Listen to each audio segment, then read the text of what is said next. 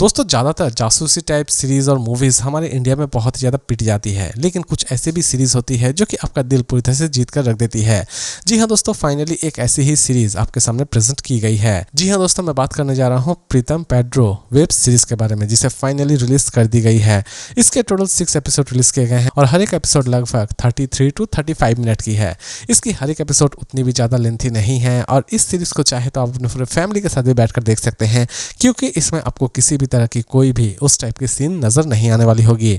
इसमें आप अच्छी खासी कॉमेडी एंजॉय करने वाले होंगे और इसकी हर एक एपिसोड में आप कोई ना कोई इंटरेस्टिंग चीज जरूर देखने वाले होंगे। इसीलिए दोस्तों, आप जब भी इस सीरीज को देख रहे हो, इसकी एक भी एपिसोड स्किप करने की गलती तो बिल्कुल भी ना करें। इसकी कहानी की शुरुआत होती है हमारे अरशद वारसी से, जो कि एक्चुअल में एक पुलिस इंस्पेक्टर है, लेकिन अचानक से ही वो एक ऐसे बंदे से मिलते हैं जो कि एक्चुअल में एक प्रोफेशनल हैकर है।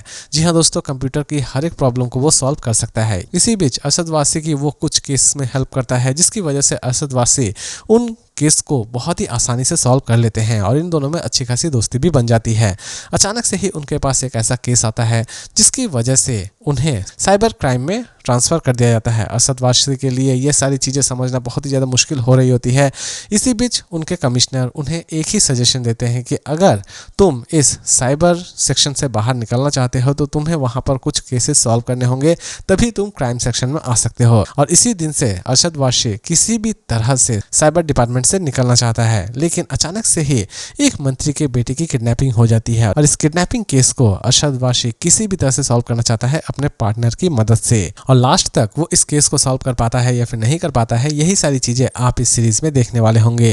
यकीन मानिए दोस्तों, इस सीरीज में आपको अरशद वारसी, जो कि दिग्गज कलाकार तो हैं ही, उनकी एक्टिंग तो आपको जबरदस्त लगने वाली होगी ही, और दूसरे ही तरफ वीर हिरानी की भी एक्टिंग आपको जबरदस्त लगने वाली होगी। दोस्तों, इस सीरीज के क्रिएटर एक्चुअल में राजकुमार हिरानी है और राजकुमार हिरानी हर एक चीज को इतना परफेक्ट डायरेक्ट करते हैं कि हम उनमें किसी भी तरह का कोई फॉल्ट निकाल ही नहीं सकते हैं।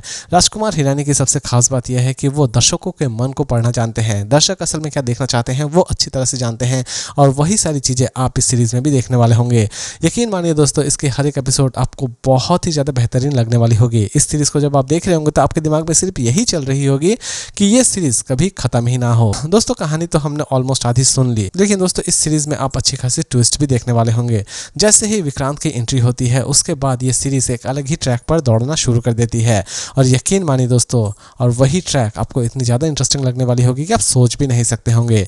इसमें आप अच्छी खासी सस्पेंस भी देखने वाले होंगे। वीर हिरानी का एक अतीत है और उस अतीत के बारे में भी आप किसी भी तरह से जानना चाहेंगे। हर एक चीज के एक्सप्लेनेशन बड़ी ही इंटरेस्टिंग तरीके से दी जाएगी। दोस्तों, ये एक ऐसी सीरीज है जो कि एटलीस्ट आपको किसी भी तरह से बोरियत फील नहीं करवाएगी और आपका पैसा भी पूरी तरह से वसूल करके रख देने वाली होगी। दोस्तों, ये सीरीज थी मेरे लिए काफी हद तक अच्छी और मेरी तरफ से इसकी रेटिंग होगी 5 में 4.4 स्टार। लेकिन दोस्तों, अगर आप सोच रहे हैं कि इसे हम देखें या ना देखें, दोस्तों इसे देखना ना देखना पूरी तरह से आपके ऊपर डिपेंड करता है। लेकिन अगर आप कुछ बेहतरीन देखना चाहते हैं तो इससे बेहतरीन ऑप्शन आपके लिए हो ही नहीं सकती है जियो हॉटस्टार पर। तो दोस्तों, मिलते हैं फिर से एक नए और इंटरेस्टिंग और सिंपल रिव्यू के साथ।